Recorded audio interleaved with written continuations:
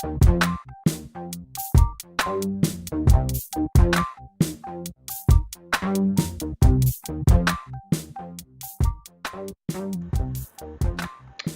Annette, your resident sexpert, and this is the S Word. This is the judgment free show for open and honest conversations about all things sex.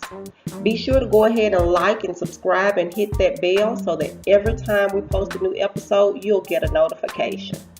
Today's sponsor is my very own company, Sweet Nothings Luxury Intimate Health and Wellness Boutique. You can find us online at www.sweetnothingsonline.com, where we have all of your luxury intimate health and wellness products as well as lingerie. You know, Valentine's Day is coming up, so go ahead and get those orders in. First things first, I am not a doctor, so before taking any advice, be sure to consult with your trusted healthcare professional. Also, this show is for mature audiences only, so if you're under the age of 18, this show is not for you. All right, so now let's get down to it. Today's topic is the birds and the bees. Now, while I was fishing for topics or asking for topics, this particular topic actually came up quite often. And the other day, I was actually on Facebook, and a friend of mine posted the question, did you have that sex talk with your parents? So today we want to talk about why the topic of sex, why is it so taboo? So, sex is really a beautiful thing. We all came from sex. I don't know a human alive that grew out of the ground. If you do, please give me their information. I'd love to have them on the show. Sex is also, it's a natural desire and a need for human beings. It's also a way to show affection, to our partners or lovers or whatever it is you want to call them. Let me just kind of give you kind of a brief history as to why the sex talk might, why it's taboo, especially in the Black culture and here in the South. So way, way, way back when, the Hindus, the Buddhists, and the Jains, which are actually the ancient Indians, they basically laid the foundation for our morals and moral views of sex and marriage that we have today. They thought that or felt that sex was a moral duty between husband and wife, and it should be pleasurable. The ancient Indians wrote the Kama Sutra book, which we now kind of think as a manual for sex positions, but that's really not all that it was about. It was more so as a written guide to erotic and emotional fulfillment. Also, you have the Indian philosophy, the Tantra, which basically emphasizes sex as a sacred path to spiritual fulfillment. So, they basically were kind of fluid with their sexuality or the thought of sex being pleasurable. Then when you had the Islamic and the Victorian English cultures, when they kind of moved into India, they somewhat changed those thoughts. Their thoughts were basically were sexual or sex rather was a moral duty or a desire, and in order to commit fully to spirituality or to your road to spirituality, one must basically put away or give up those fleshly desires. So there, began kind of that fight between your morality and that natural animalistic instinct. Let's move along to more of the Grecian era, where men were basically free to explore their sex and sexuality with whomever, whenever they pleased. Women were seen as a commodity and were only for bearing children or for pleasing the man. Rape at the time wasn't even considered a crime because women were deemed to be submissive to men. Men had their right of domination. And then you have the Roman Empire, who felt as if real men dominated over everyone and shouldn't submit to anyone. The terms homo and heterosexual didn't even exist then, simply because the upper echelon men they were free to explore their sex and sexuality with whomever they pleased, as long as they were the dominant one. So, when we look back during those ancient times and we say, there were homosexual men, well, not necessarily. That's how we look at them now. But back then, it was just men doing whatever they wanted to do with whoever they wanted to do it with, as long as they were the dominant ones. Only the men who were slaves, prostitutes, or entertainers were permitted to be bottoms. Um, so, when we moved into the Judaism and the Christian era, which are actually, when you look at the grand scheme of things, they're fairly new religions. Your Hinduism, Buddhism, all of that came way before Christianity.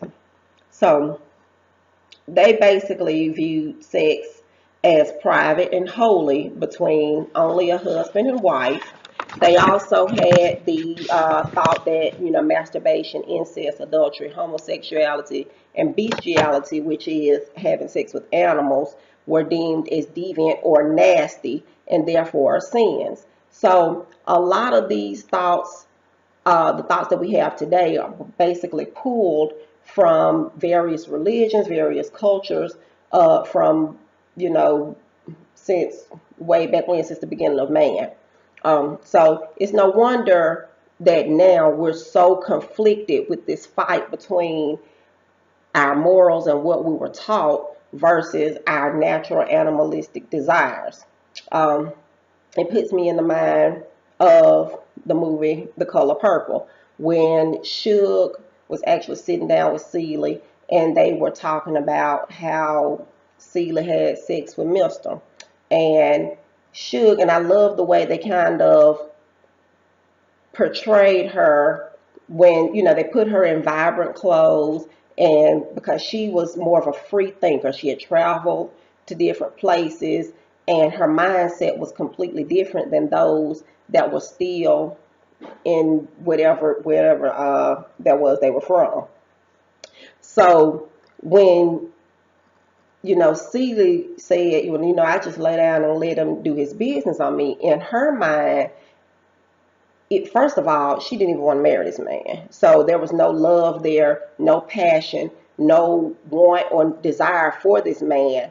Also, in her mind, that's all she was there for, was to have children and to please him. Whereas in Suge's case, that was a man she loved and wanted and desired. Plus, she had gone out and, like Mr.'s dad said, she had that nasty woman's disease. So she had been kind of promiscuous and was able to kind of explore her sexuality. So for her, she was able to see the pleasurable side of it. And these thoughts have been kind of passed down from generation to generation to generation. So it's no wonder that when some of us sat down with our mothers, or attempted to sit down with our mothers, that conversation never happened. I remember being about 13, going in the kitchen. My mom was cooking, and, I told her, hey, Mom, I want to talk about sex. That did not go over well at all. That conversation went left really, really fast. And we really didn't, for the lack thereof, because, she basically told me all my mind should be focused on was books at that time. So I went out and experienced it for myself. If I knew then what I know now, things would have been different. So I vowed at that particular time that whenever, if ever I had children, that I would make sure that at some point in time I would actually sit down and have this conversation with them, because I don't want them to learn anything in the streets that they should have learned at home. Because as we all know, what the streets is going to tell them is going to be, wrong, basically.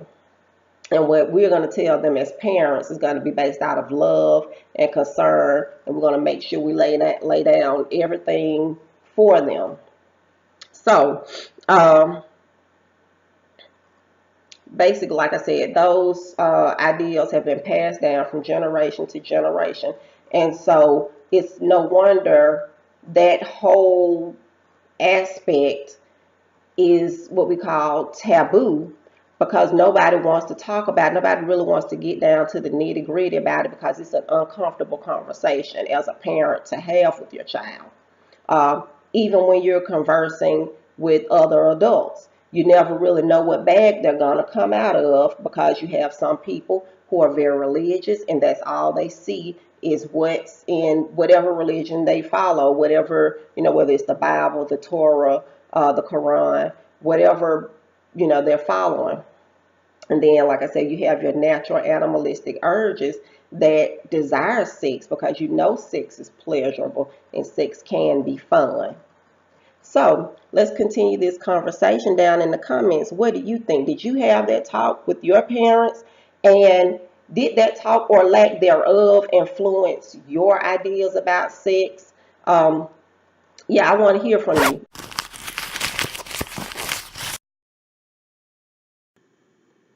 The pocketbook perspective. So let's move on to the next portion of the show, which is our advice portion. While I was asking for topics, I also received a few letters, and I said, yeah, let's make this interesting. So what we're gonna do, we'll reach down into my little pink pocketbook and see what we got here today.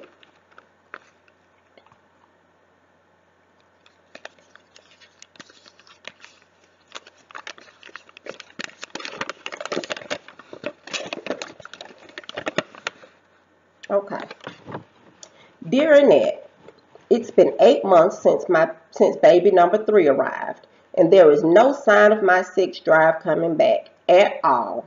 We haven't done it since the week before he arrived, and honestly, if it weren't for regular reminders from my husband, I wouldn't ever think of it.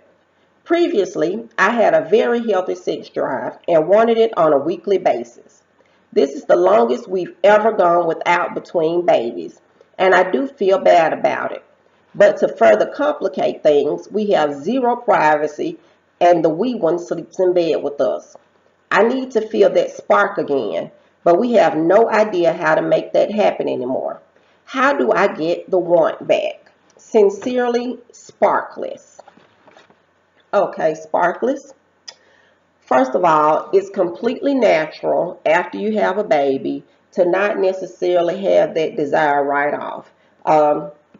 When we have children, certain hormones kind of exit our body in various ways. I don't know if you're breastfeeding or not, but if you are, that can also be a contributing factor, because you're breastfeeding. You're actually, all of the nutrients and everything inside of your body, you're actually using those to feed an entire human. So, they'll kind of work their way back in, and it's going to be, it's going to take some time, and it's a different time for every woman, different time for every baby. Um, First thing, uh, get the baby out of bed. You know, when you're saying that you don't have a sex drive at all, having the baby in the bed really ain't gonna help, because if you do feel that little burst of energy or that little feeling, you know, what you're gonna do, bicycle it, you're gonna move the baby to the side, some people do it, and it's fine if they can. But if you're already kind of having an issue, kind of getting the mood going and kind of getting those juices flowing, then the first thing you want to do is get the baby out of bed. Even if it's one of those little swing carriages that you sit to the side, because I know, especially if you're breastfeeding, sometimes it's hard, if trying to get up and down with a baby. Um, Second thing, you want to try, I know as women, and I see you have two other children. So as women, we're definitely natural nurturers, and especially if you've got an 8-month-old. So this is still a new baby. So you're still having to change diapers and do this and do that. Right now, you probably have gone back to work. So work that into the equation. And you got a lot going on. So you definitely want to take some time for just yourself, for one. Take you a day, whether it's a spot, whether even if you don't do anything but just lay around the house, you need just a day to decompress. So however you can fit that time in, whether it's a few hours, whether it's a couple of days, whether it's a day a week, a day a month, however you need to do it, you need to find some time for just yourself. You also need to find some time for just you and your husband. You know, even if it's a once a month date night, try to see, find somewhere for the kids to go, whether it's parent, in-laws, grandparents, friends, somebody. It takes a village. So call on your village. Um, Try to get that date night. Try to get that, that swing back. And while you're on that date, don't even think of the kids. I know it sounds bad, but pretend they do not exist. Date your husband. Date your mate. Um, Also, like I said about the hormones leaving your body, there are certain foods that you can kind of try to eat. I know nuts and berries kind of help. Exercise helps. That'll help increase that stamina, kind of getting that energy back. Um, and like if all else fails, seek your healthcare professional. I'm not really big on prescriptions, but there could also be some other natural remedies, other foods, and what have you that you can kind of work in your diet, which will help kind of bring some of those hormones back into play. As women, we're emotional people, so daily stresses. I'm not really sure the dynamics between you and your husband, but any little thing sometimes can completely turn us off. Like I said, daily stresses, you work every day, come home, you have to deal with, now you got three kids, one is a baby that, you're having to deal with. So a lot of times we end up putting sex kind of on the back burner and the intimacy on the back burner. Well, it's a marriage, so that's definitely an important part of it, of your marriage. Definitely communication. You want to communicate with him and let him know that it's not that you don't necessarily, you wish you wanted to, and it's not necessarily him or the dynamics of the relationship. It's just right now you got a lot going on and your mind isn't necessarily focused on that. At least he will know where you're coming from and he won't feel like you no longer desire him. Um, like I said, exercise is really good. Also, on my site, I do have some basically sexual stimulants that have pheromones in them. Colognes that he can spray on him with pheromones, and it actually kind of attracts you to him. It works with the chemicals inside your body, and kind of helps increase that libido a little bit. So there are a few different things to try.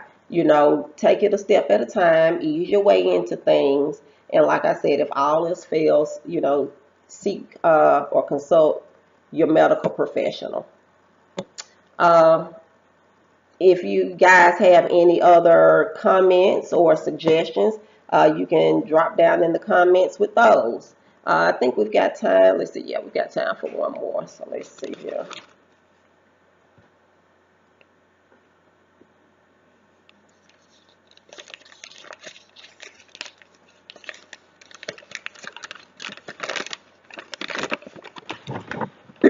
During that, my boyfriend and I have been together for a little over a year, and I want to spice it up in the bedroom by buying a sex toy.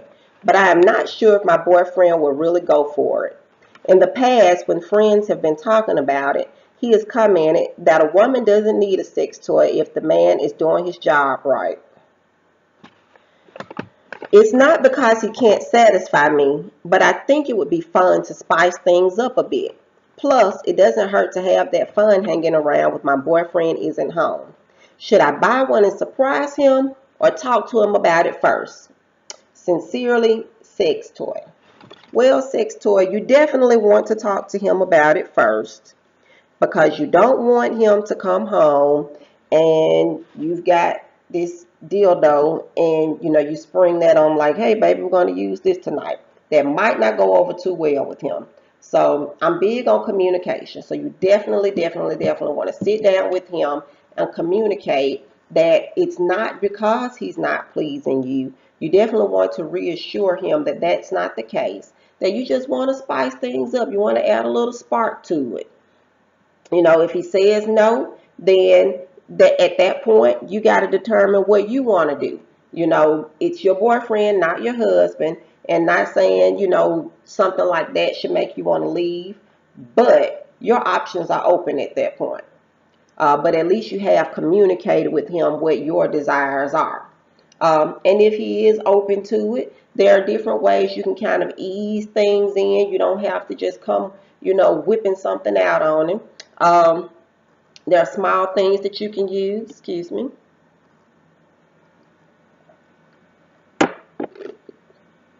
You can kind of ease in with something small, like a bullet. These are very small, very discreet. You can easily hide them.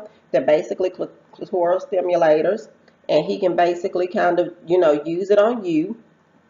Like I say, it's a way to just kind of get him comfortable with it. A lot of times when people think sex toys or intimate wellness products, they think, big dildos, dongs, these big, huge pieces of plastic. That is not always the case. If that's what you like, so be it. I got a bunch of them you can buy. They're made of silicone. But these are, just small, little, discreet devices. And, they vibrate really easy, to work.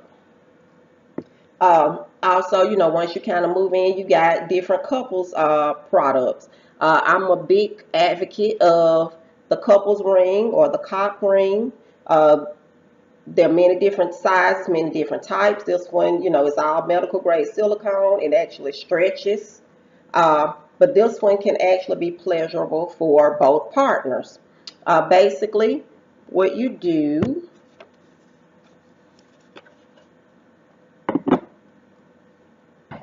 you basically put this on when the penis is flaccid or soft.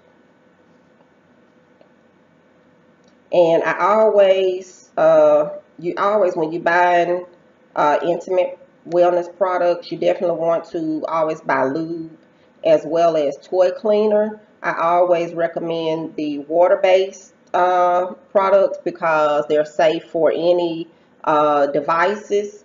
You don't have to worry about them, breaking down.